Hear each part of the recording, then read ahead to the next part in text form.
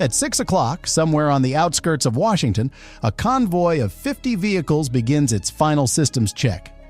100 personnel, 3 helicopters overhead, counter-snipers already cold on rooftops they occupied yesterday, and a single vehicle at the center of it all that cost $1.5 million, weighs 20,000 pounds, and has never once been tested in combat because every person responsible for its existence has worked to ensure it never needs to be.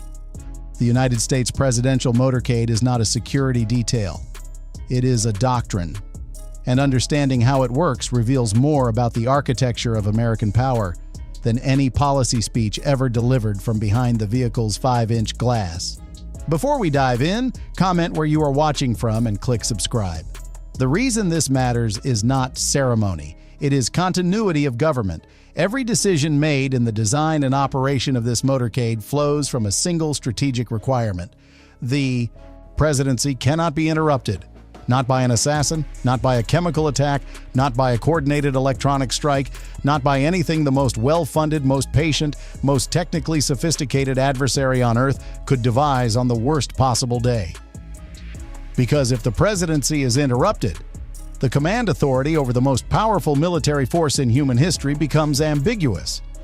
And ambiguity at that level is the most dangerous condition that exists in the modern world.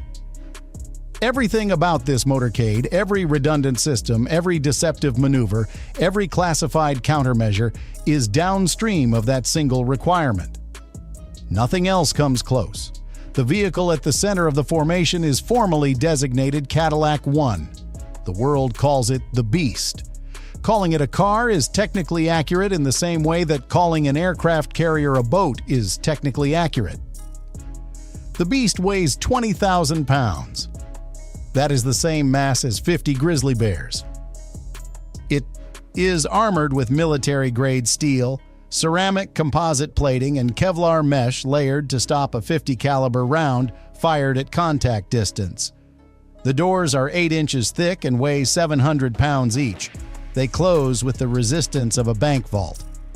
The windows beside the president are 5 inches of layered ballistic glass, thick enough that looking through them distorts the outside world the way water distorts light.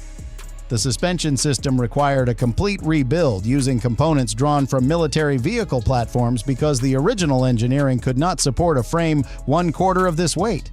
The engine is a 6.6-liter turbo diesel producing torque figures that make the vehicle feel sluggish from a standing start, but give it the momentum of a freight train once rolling.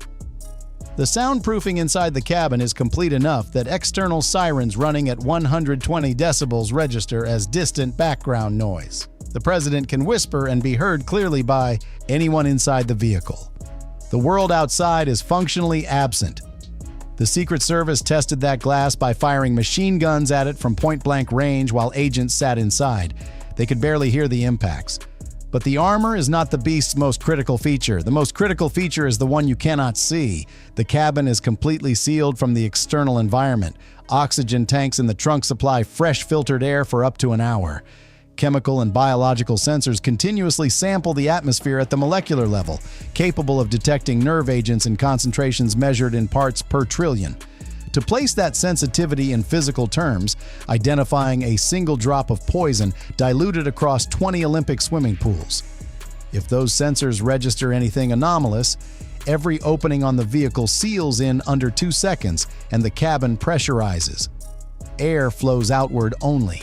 An attacker who somehow managed to drill through all of that armor could not deliver a chemical agent into the cabin because clean pressurized air would be rushing out through the hole before anything could enter. Under the president's feet, steel plate rated to absorb a roadside bomb. Above his head, structural armor capable of supporting a building collapse. The fuel tank is wrapped in ballistic protection and filled with anti-explosion foam that prevents ignition even when punctured. The tires contain solid rubber cores. Shoot them out completely, and the Beast continues rolling at highway speed on the bare rims. There is no single point of mechanical failure that stops this vehicle. The redundancy is not layered, it is absolute. The president is never more than one vehicle length away from 2 specific people. The first is his physician, carrying a trauma kit drawn to his exact physiological specifications. Blood bags typed and crossed this morning. medications calibrated to his documented conditions, equipment sized for his body. The second is a military officer carrying an aluminum briefcase containing encrypted communications hardware capable of reaching the Pentagon from any point on the surface of the Earth. The authentication codes inside that briefcase changed at midnight. They will change again at midnight tonight. Behind the wheel of the beast sits one of the most technically capable drivers in the world. This agent did not complete a defensive driving course. Every Secret Service agent must survive a 5-day course just to be cleared for proximity to government vehicles. The agents who actually drive the beast trained for months beyond that at the Secret Service facility in Maryland, learning to operate a 20,000-pound vehicle with the precision of a performance driver. They can execute J-turns at 45 miles per hour. They can ram through hardened barricades without losing directional control. They can navigate the beast in reverse at highway speeds if the primary route becomes compromised. Every morning, before movement, this driver walks the vehicle looking for anything out of place, then mentally rehearses the location of every hospital, every safe house, and every alternate route along the day's path. They run this mental exercise not because they expect to use it, but because in the moment it becomes necessary, there is no time to recall anything. The route geometry must already be part of their cognition before the key turns. The first 30 seconds of any movement are the most operationally dense. As the beast begins rolling, the driver performs a brake check to verify stopping response and a controlled swerve to confirm steering. Simultaneously, onboard computers run diagnostics across every system: tire pressure, engine temperature, oxygen supply, fuel state, communications function, and the status of every defensive measure. If anything reads outside acceptable parameters, the movement aborts immediately. There is no threshold for acceptable risk on this decision: the abort. Criteria are binary. Either every system is nominal, or the motorcade does not move. Once rolling, the formation around the beast is not static. Multiple identical vehicles surround it, and their positions are not fixed. Every 30 seconds, the vehicles shift. The car the president occupies moves forward, drops back, slides laterally. The pattern was designed by NSA mathematicians using encryption algorithms. Even someone who observed the formation's starting configuration could not predict the president's position 30 seconds later. The Secret Service calls this the shell game. The name is deceptively casual for something designed at cryptographic precision. Directly behind whichever beast contains the president, at a maintained separation of 15 feet, follows a vehicle the Secret Service designates the halfback.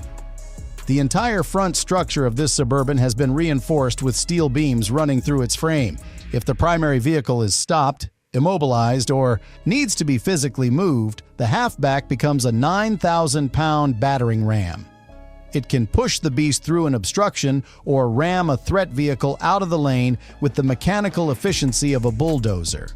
Too close and it cannot build momentum.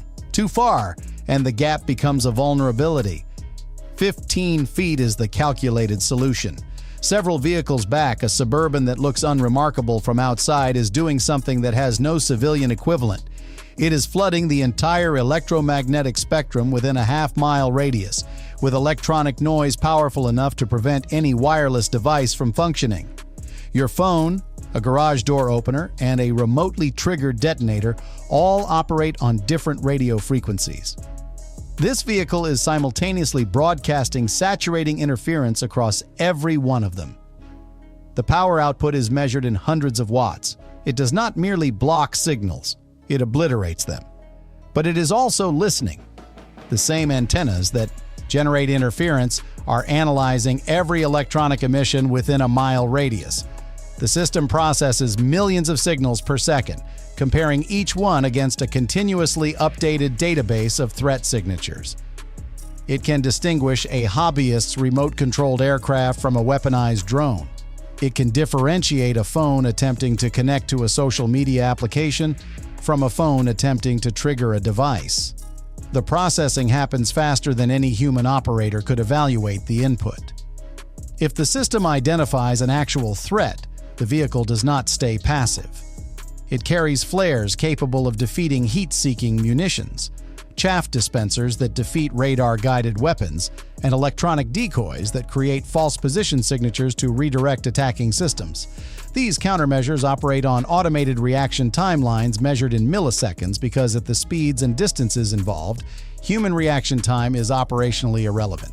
There is one additional capability in that vehicle that deserves specific attention.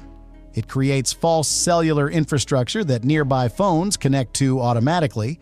Anyone within range attempting to coordinate an action over a cellular network has just connected to an intelligence intercept system instead of their carrier. Every call, text, and data packet from that moment forward is routing through NSA servers. The motorcade does not just protect itself, it actively transforms its immediate environment into an intelligence collection operation. The motorcade maintains exactly 45 miles per hour, not approximately. Exactly. The spacing between vehicles never varies by more than 2 feet. When the formation takes a corner, each vehicle independently adjusts its speed to maintain that spacing without bunching or spreading. It moves like a single organism flowing through road geometry, which is precisely the operational intent. 3 routes have been designated for this movement. The primary route has been named Castle. 2 alternates exist, named Moat and Tower. Helicopters are monitoring all 3 simultaneously right now. Castle is fastest but passes through dense urban areas. Moat is longer but brings the formation within range of 2 military installations where the motorcade could shelter under armed protection if necessary. Tower runs adjacent to 4 hospitals, each of which received an alert at 4 this morning to have trauma teams standing by at a designated entrance separate from the emergency room, where Secret Service agents are already positioned. Every agent in the formation has memorized the travel time to each hospital from every point along all 3 routes. Georgetown University Hospital is 4 minutes from the current position. George Washington University Hospital is 6. Walter Reed is 12. These are not approximations. They are calculated values based on the beast's stopping distance, turning radius, and the traffic modeling specific to today's time and conditions. The beast requires 40% more stopping distance than a standard vehicle at the same speed. Its turning radius eliminates certain corners from the route entirely, a constraint that was incorporated into the planning hours ago. The local police units integrated into this formation were briefed at 5 this morning in a secure location. They were shown photographs of every vehicle in the convoy, assigned specific radio frequencies, and given precise position assignments. Some will race ahead to incoming intersections. Others will fall in behind to prevent any vehicle from following the formation once it commits to a route.